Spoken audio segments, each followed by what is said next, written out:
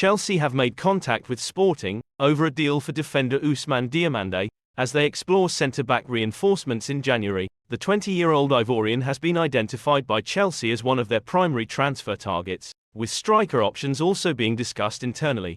Sporting have knocked back an initial inquiry from the Blues for Diomande, insisting they will only sell him for his full £69 million, €80 million, release clause. Diomande has been a virtual ever-present for Sporting since joining from FC Midtjylland last January, helping them to the top of the Portuguese table ahead of rivals Benfica and Porto. His former club Midtjylland is owed 20% of any profit Sporting make from a future transfer, further complicating attempts to reduce the fee. Chelsea want to sign another young central defender despite having Levi Colwill, Benoit Badiashile, Axel Disasi, Wesley Fofana, Trevoh Chalobah and Thiago Silva on the books. Fofana is out with a long-term knee injury. Chalobah is available for sale in January to help fund new purchases. Silva could leave when his contract expires next summer. Chelsea have also inquired over a deal for Sporting striker Victor Gyökeres. The former Brighton and Coventry City target man has 17 goals and 8 assists in 20 matches in his first season at Sporting. Sporting are again reluctant to sell their star forward and have demanded interested clubs pay his full £87 million release clause. Chelsea have alternative forward options, including Napoli's Victor Osimhen, Brentford's Ivan Toney and Club Brugge's Antonio Nusa. Mauricio Pochettino may also enter the market for a midfielder, but that is considered a lower priority than signing a forward or a defender. Pochettino could use 19-year-old midfielder Andre Santos instead, as he is expected to be recalled from his disappointing loan spell at Nottingham Forest. Chelsea manager Enzo Maresca has been given advice on how to handle out-of-favour striker Romelu Lukaku after numerous transfer windows. The Belgian international returned to Stamford Bridge back in 2021, under Thomas Tuchel in a then-club record fee of £97.5 million, from Serie A side Inter Milan before quickly stoking controversy in late December of that year, which saw him claim about not being happy under Tuchel during an interview with Sky Italia. Lukaku claimed that the head coach has chosen to play with another system, comparing the team's tactics with that at Inter, and then went on to express his wish to return to Inter in the near future. That led to him being dropped by Tuchel for the upcoming clash against Liverpool, and he eventually returned to Inter on a season-long loan deal the next summer. The next season, he landed a loan move to Roma, in which his entire salary for the season was paid for by the Serie A club. Under Jose Mourinho, the 31-year-old scored 21 goals from 47 appearances across all competitions, but is now set to return to Stamford Bridge yet again with no hope for any game time. Since then, however, a change in the dugout has seen Mauricio Pochettino walk away from the job and owner Todd Boehly appoint Maresca in his stead, while the Blues have reaffirmed their stance on Lukaku and their hope to secure a permanent sale of him in the coming weeks. That was while Pochettino had been in charge.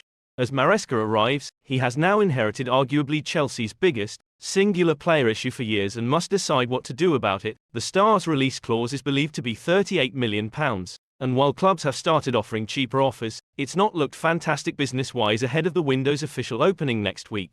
However, Belgium's national team manager Dominic Tedesco has highlighted the positives around Lukaku and believes that he can be a real mentor to young players, of which Maresca's squad is almost entirely made up of, and says that his knowledge of the game is world-class. A cheaper striker is now on the shopping list. RB Leipzig's Benjamin Sesko is seen as a serious target, while reports have recently named Manchester City's Julian Alvarez as a potential option. Now, however, the Mail have added Calvert-Lewin to the list as they search for a cut-price forward.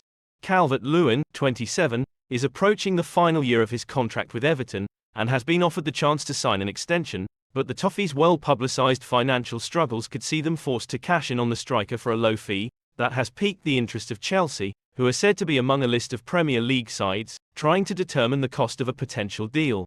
2023-24 was a significant season for Calvert-Lewin, who managed 32 Premier League appearances after 2 injury-hit campaigns, brought the momentum of his early Everton days to an abrupt halt. The 11-cap England international bagged 13 goals in 2019-20 and 16 the following year, before a series of injuries saw his place in Everton's squad thrown into doubt.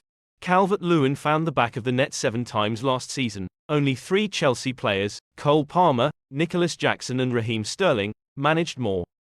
There is expected to be plenty of movement in Chelsea's forward line this summer. Romelu Lukaku is back from his loan with Roma and is once again available for permanent transfer, while academy graduate Armando Broja is also likely to depart.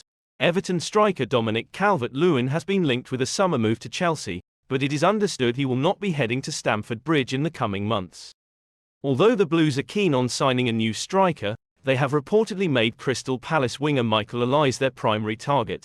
Enzo Maresca will want to hit the ground running in his new role as the club's manager at the start of the new season and is assessing his striker options ahead of the upcoming transfer window, with Nicholas Jackson, Christopher Nkunku, Romelu Lukaku and Armando Broja currently on the club's books. Despite the abundance of attacking output, it seems Chelsea are not satisfied with the current options and have been linked with moves for Calvert-Lewin, Arsenal target Benjamin Sesko, Aston Villa's John Duran and Girona forward Artem Dove Byk. It is not likely Lukaku will return to the first-team scene after loans to Inter Milan and Roma in recent seasons, while Broja has been linked with a move away. Chris Waddle has told Chelsea to sign Manchester City forward Jack Grealish. The 28-year-old has endured a difficult season at the Etihad with Grealish, struggling to replicate the form which saw him help City win the treble in 2022-23. The former Aston Villa star scored just 3 goals and provided only 3 assists across all competitions for Pep Guardiola's side in 23-24. Grealish's poor form saw him surprisingly omitted from Gareth Southgate's England squad for Euro 2024. It will be the first international tournament he has missed for the Three Lions since Euro 2016, and former Newcastle United and Tottenham midfielder Waddle has shared his belief that Grealish should consider a move away from the Premier League champions. Although he should only join a club that won't use him as a winger, the BBC pundit believes Chelsea or former club Aston Villa could be a potential destination for Grealish. With Blues midfielder Conor Gallagher facing an uncertain future at Stamford Bridge, Chelsea are once again open to the sale of Gallagher. Football London understands, with Tottenham and Villa among the teams interested in buying him. If you're buying Grealish, are you buying him as a winger? Tottenham like pace. Jack is not blessed with pace. You'd have to play him in a number 10 role. And they already have James Maddison for that, he said via Betway. So Spurs no, and I wouldn't say Arsenal either. Liverpool play a very high-tempo game, so I'm not sure about them either. What you're looking at is, would you play Grealish as a winger or a number 10 or midfield player?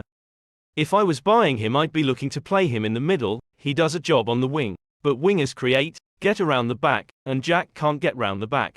Yeah, he doesn't give the ball away and doesn't take a lot of risks, gives the side balance. But I think I'd be looking at his old club Aston Villa. I'd be looking to play him in that 3 in the middle of the park. I'm not sure about Newcastle, they play a high tempo and press. I think he has to go to a side where they are looking to play him as a midfield player.